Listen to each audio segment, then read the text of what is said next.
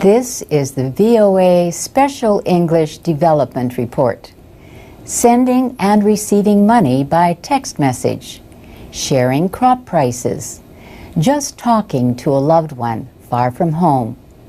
These are some of the ways that mobile phones have changed lives in developing countries. Another way is through e-health, electronic health services. One example is a telephone hotline in the Democratic Republic of Congo. Callers can receive information about family planning and the prevention of unwanted pregnancies. They are able to speak privately with trained operators about birth control methods and about health clinics. The nonprofit group Population Services International and a partner launched the service in 2005. The United States Agency for International Development finances the program, and an agreement with the Vodacom company makes the service free to callers. We talked with Jamaica Corker on her cell phone at the Population Services International Office in the DRC. She said, "The hotline has given us an opportunity to take advantage of cell phone technology to reach people outside of our intervention zone with family planning messaging. The hotline allows them to call in no matter where they are and to ask us the information that we can provide." Jamaica Corker says more than 20,000 people called the hotline in 2008. More than 80% were men. She says this is mainly because men own most of the phones. The group also has family planning hotlines in Benin and Pakistan, and it is launching a mobile phone program to gather records on condom sales around Tanzania. The journal Health Affairs recently published an issue on e-health in the developing world. Editor Susan Dentzer says, e-health is improving lives in different ways. For example, in Rwanda, cell phone-based technologies are being used to keep track of drugs given to patients with HIV. Rwanda is at the leading edge of developing nations in using these technologies to advance health and health care.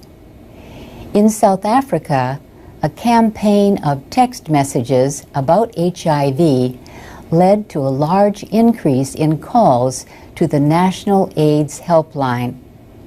And a program in Peru sends text messages to patients with HIV, reminding them to take their medicines.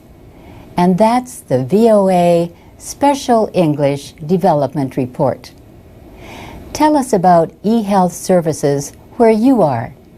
You can share ideas and find our programs at voaspecialenglish.com. This is the VOA Special English Technology Report. ICANN, the Internet Corporation for Assigned Names and Numbers, has released a list of proposed new domain names. A generic top-level domain, or GTLD, is the part of an Internet address after the dot, like .com or .org. Currently, there are 22 of these top-level domains in use, but there soon could be as many as 1,000 or more. Rod Beckstrom is president of ICANN. He says the organization received almost 2,000 requests for new domains during the application period, which ended in May. He called the release an historic day for the Internet and for more than 2 billion people around the world who depend on it. He said the internet is about to change forever. More than 900 of the requests for new generic top-level domains came from North America. Only 17 were from Africa. Each application required a payment of $185,000. Some businesses like Amazon, Apple, Microsoft, and Google applied for domain name extensions. .app was one of the most sought-after names. ICANN received 13 requests for the right to own that one. There were 3 applications for .dog, but none for .cat. .love, .wedding, .sexy, and .porn also made the list of proposed top-level domains. But Mr. Beckstrom says no names are guaranteed. These are just applications that are not yet approved, and some may not be. In his words, none of them will enter the internet until they have undergone a rigorous, objective, and independent evaluation. ICANN began a 60-day comment period when it released the list in June. It also began a 7-month objection period. An ICANN spokesman said this is for anyone who wants to oppose an application for a domain name. The spokesman said objections will be decided in a formal, independent dispute resolution process. ICANN says it will begin processing the applications for new top-level domain names in batches of 500 at a time. The first group is not expected to begin operating until the first part of 2013. ICANN will approve no more than 1,000 new generic top-level domain names each year. ICANN apologized for accidentally publishing some of the contact details of those requesting new domains. ICANN admitted placing the mailing addresses and contact information for some individuals on its website. The group has since removed that information. For VOA Special English, I'm Carolyn Presutti.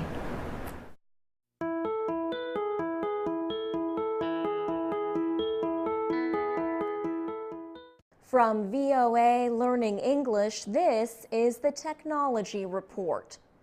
Researchers have developed an experimental iPhone application, or app, that they say can improve the chances of survival from a heart attack. The iPhone app is designed to identify patients suffering from a kind of heart attack known as a STEMI, or ST elevation myocardial infarction.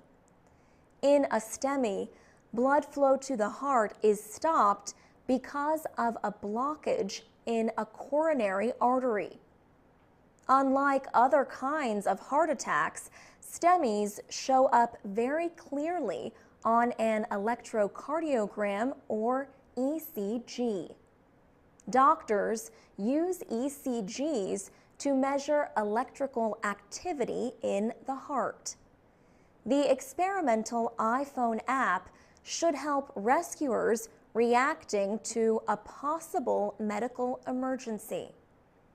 They can perform an ECG and then take a picture of the test results with the camera on the telephone. They can then send that information ahead to hospital emergency room doctors. The iPhone app is the work of David Burt and his students at the University of Virginia in Charlottesville. He says the app can help save lives by preparing doctors for the arrival of the STEMI patient as early as possible. He says doctors can mobilize their system so that they can perform a catheterization to unblock the artery or some other treatment. David Burt and his team tested the app 1,500 times over 3 American cellular telephone networks in a populated area. He said the app was successful within less than 10 seconds, about 94% of the time. The developers are now testing the iPhone app in rural areas where cell phone reception is more problematic than in cities. For VOA Learning English, I'm Alex Villarreal.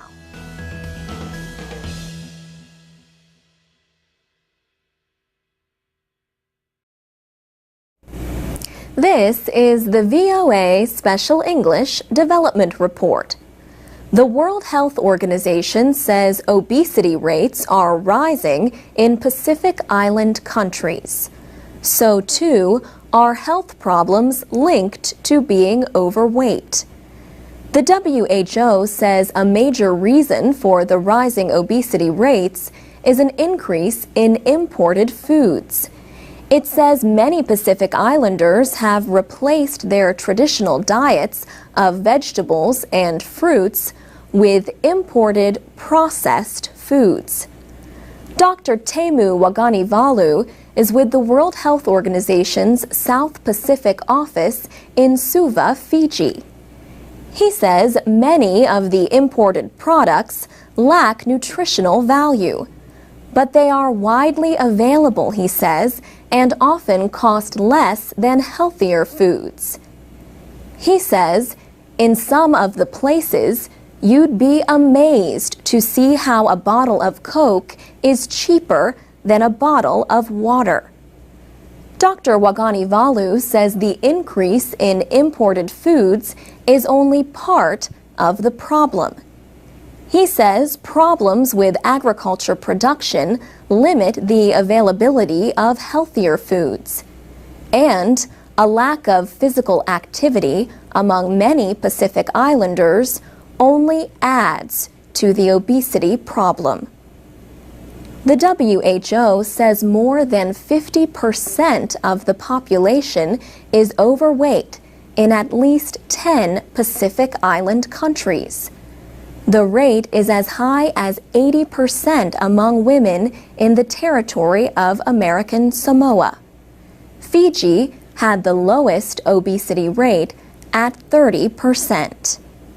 In all, almost 10 million people live in Pacific Island countries. The WHO estimates that about 40% of them have health disorders related to diet and nutrition. Diabetes rates are among the highest in the world. 47% of the people in American Samoa have diabetes. So do 44% of the people in Tokelau, a territory of New Zealand.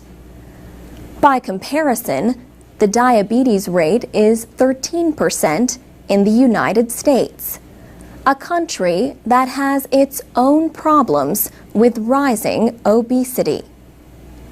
Officials also note an increase in nutritional problems like anemia and not enough vitamin A in the diets of Pacific Islanders.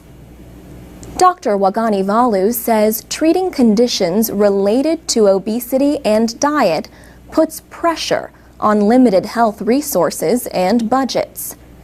Earlier this year, leaders of island nations met in Vanuatu for the first ever Pacific Food Summit. Dr. Waganivalu says the issues are finally getting the attention they deserve. And that's the VOA Special English Development Report. You can post comments and find transcripts, MP3s, and podcasts of our programs at voaspecialenglish.com.